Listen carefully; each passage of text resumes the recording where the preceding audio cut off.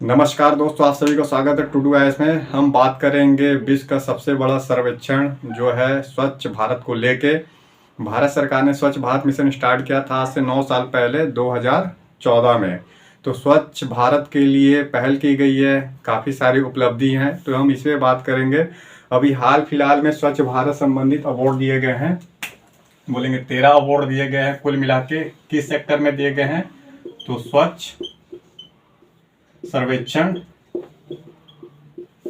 Award 2013 किसके द्वारा दिए गए हैं? आपको बोलना है राष्ट्रपति के द्वारा। अगर फैक्ट में है तो फैक्ट डायरेक्ट पूछ सकता है। राष्ट्रपति के द्वारा दिए गए हैं। राष्ट्रपति हैं द्रौपदी मुर्मू, ये भी नोट कर लेंगे आप।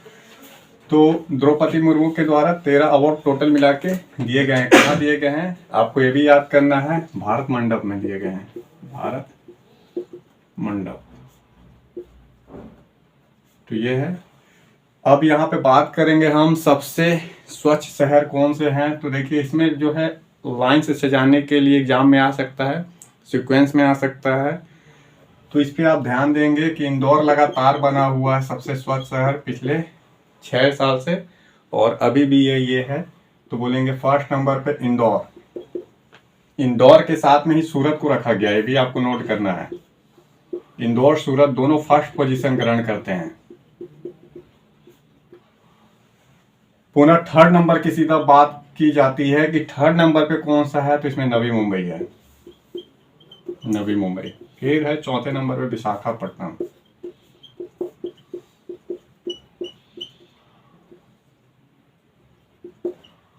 तो ये है विशाखापट्टनम। कहाँ पे है? तो आंध्र प्रदेश में है। देखिए यहाँ पे सेकंड की बात नहीं की गई है। अगर लाइन से सीक्वेंस में देगा तो आपको याद रखना है कि फर्स्ट पे दोनों है इंदौर सूरत, और अगर सीक्वेंस में दोनों दे दिया तो आपको ऐसे करना होगा कि इंदौर सूरत और फिर आप करेंगे नवी मुंबई, ये पिछले साल भी थे, सेम पोजीशन है, और फिर विशाखापट्टनम आप कर लेंगे।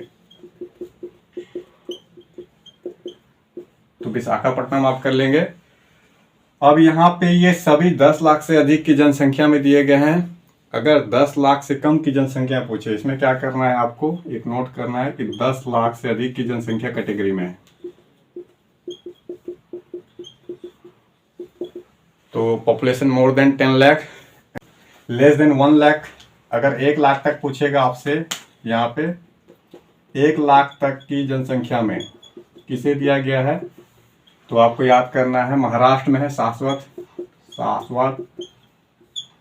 और सेकंड नंबर पे है पाटन, थर्ड नंबर पे लोनावाला, ये भी महाराष्ट्र में लोनावाला।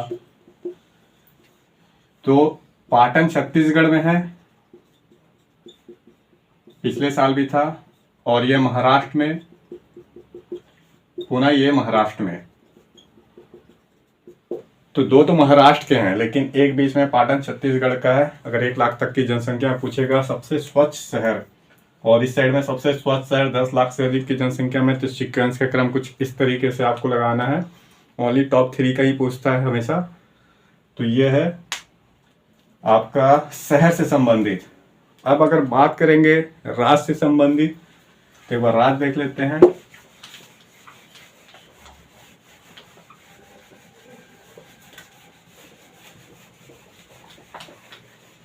देखिए सबसे स्वच्छ राज्य, तो शहर की बात की है कि सबसे स्वच्छ शहर 10 लाख से अधिक की जनसंख्या में और 1 लाख तक की जनसंख्या में कौन थे। अब बात कर लेते हैं हम लोग राज्य में सबसे स्वच्छ राज्य कौन सा है। तो स्वच्छ राज्य में नाम आता है जो क्लीन स्वच्छ राज्य। इसमें आपको लाइन से ईस्ट टू वेस्ट की ओर जाना है, वेस्ट टू ईस्ट की ओर जाएंगे, वेस्ट टू ईस्ट की ओर। अगर मैप है आपके पास तो पश्चिम से चलना है। सबसे पहले करेंगे आप महाराष्ट्र, प्रथम नंबर पे है महाराष्ट्र। के बाद आएंगे एमपी में, एमपी के बाद आप आएंगे छत्तीसगढ़, और छत्तीसगढ़ के बाद आप आएंगे उड़ीसा। तो मैंने क्या बताया आपको, पश्चिम से चलिए पूर्व की ओर। अगर आपके पास मैप है, इंडिया मैप में भी देखेंगे तो पश्चिम में आपको दिखाई देगा महाराष्ट्र, और पूर्व की ओर उड़ीसा। तो महाराष्ट्र, फिर एमपी, फिर छत्तीसगढ़, उड़ीसा, ये सीक्वेंस राज्य में से जाएंगे कि सबसे स्वच्छ राज्य महाराष्ट्र, फिर मध्य प्रदेश, छत्तीसगढ़। अब यहाँ थर्ड क्वेश्चन आता है सबसे स्वच्छ छावनी, जो कैंटोनमेंट होते हैं, सेना के लिए सेना की छावनी होती है भवन। वहाँ पे बहुत सारे क्या रहते हैं, जो एक्टिविटीज़ क्रियाकलाप रहते हैं, तो सैन्य अधिकारियों के द्वारा, साथ साथ में जो नागरिक अधिकारी रहते हैं, ये दोनों चलाते हैं। तो कैंटोनमेंट बोलते हैं छावनी। एक शब्द आपको याद करना है, छावनी। छावनी में बोलेंगे मऊ। मऊ छावनी है, कहाँ पे है बोलेंगे तो एमपी मध्य प्रदेश में मऊ जिला। तो मऊ में आपको मिलेगा छावनी, या छावनी सबसे स्वच्छ छावनियों में से शामिल है। प्रथम नंबर पे इसका रैंक है छावनियों में अगर पूछता है।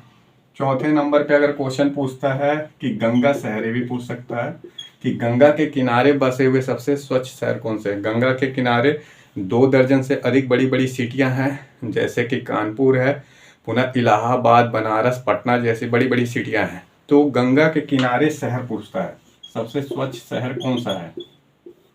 लगातार नंबर है बनारस, बोलेंगे वाराणसी फर्स्ट नंबर पे।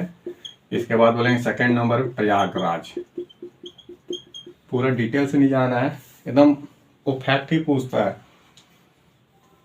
गंगा शहर में सबसे स्वच्छ शहर क्या है, बोलेंगे बनारस, वाराणसी। सेकंड नंबर है प्रयागराज, दोनों यूपी में है। ठीक है। इसके बाद आपसे पूछ सकता है कि सबसे प्रदूषित शहर कौन सा है। प्रदूषित शहर, तो प्रदूषित शहर में आपको बोलना है हावड़ा। अब हावड़ा कहाँ पे है, तो ये बोलेंगे पश्चिम बंगाल। इवन 10 जो प्रदूषित शहर हैं वो सभी पश्चिम बंगाल में है। तो पश्चिम बंगाल प्रदूषित शहरों में शामिल है। तो हावड़ा हो गया, पश्चिम बंगाल में सबसे प्रदूषित शहरों में आता है। अब यहाँ पे एक नया क्वेश्चन इसमें जुड़ता है इस साल के सर्वे में, कि जो स्वच्छ मित्र संबंधित अवार्ड है, स्वच्छ मित्र अवार्ड, ये किसको दिया गया है। स्वच्छ मित्र क्या है, जो कि साफ सफाई काम करने का काम करते हैं, सफाई में लगे हुए कर्मचारी, तो उनके लिए भी अवार्ड अलग से होता है। स्वच्छ मित्र अवार्ड ये गया है चंडीगढ़ को। चंडीगढ़ केंद्र शासित प्रदेश है, 2 राज्यों की राजधानी है चंडीगढ़, पंजाब और हरियाणा की। तो चंडीगढ़ की स्वच्छ मित्र अवार्ड मिला हुआ। यही बेसिक फैक्ट है जो पूछता है। और देखिए अब थोड़ा सा कंसेप्ट कि अभी तक हुए क्या है स्वच्छ भारत मिशन को लेके।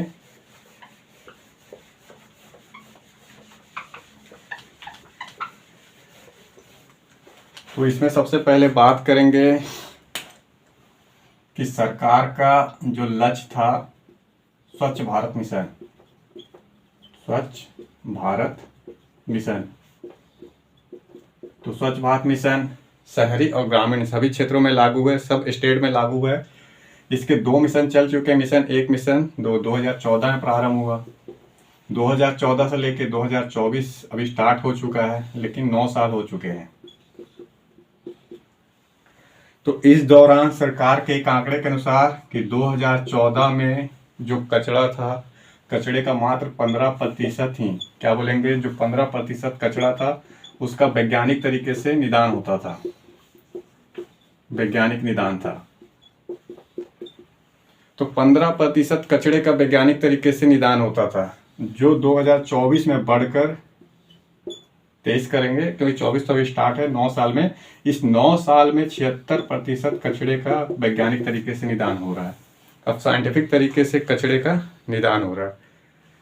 एक फैक्ट ये आपको याद रखना है, याद नहीं भी रखना है तो कंसेप्ट है, कंसेप्ट क्लियर रखेंगे कि पहले साइंटिफिक प्रक्रिया का कम इस्तेमाल होता था, अब साइंटिफिक प्रक्रिया का ज़्यादा इस्तेमाल हो रहा है।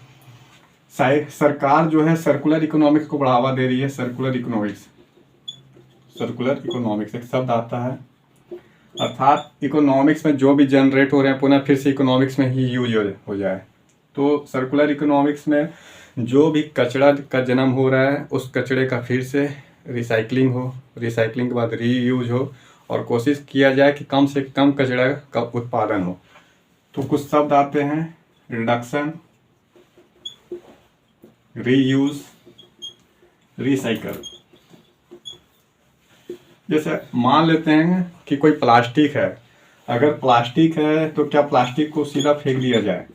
प्लास्टिक किसी फैक्ट्री में बनती है, प्लास्टिक मान लेता हूँ किसी फैक्ट्री में बनती है, प्लास्टिक का यूज करने के बाद क्या इसको सीधा डंप में डाल दिया जाए, फेंक दिया जाए रोड पे?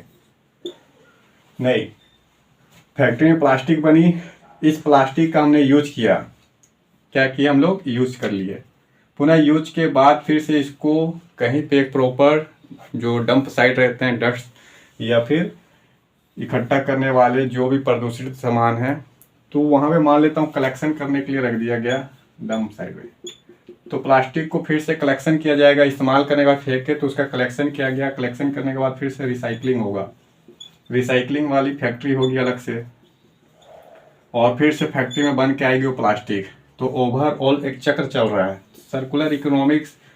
कोई भी चीज़ व्यर्थ ना जाए, क्या होगा, कोई भी चीज़ व्यर्थ ना जाए, वो इकोनॉमिक्स में हमेशा से बेनिफिट होते रहे, घूमते रहे, तो इसको बोलते हैं सर्कुलर इकोनॉमिक्स। इसका सीधा कंसेप्ट है कि कम से कम इस्तेमाल करे और जो भी संसाधन है उसका रीयूज करे, फिर रिसाइकलिंग करे, रीयूज करे, रिसाइकलिंग करे, रिड्यूस करे। तो 3 R शब्द आ रहे हैं।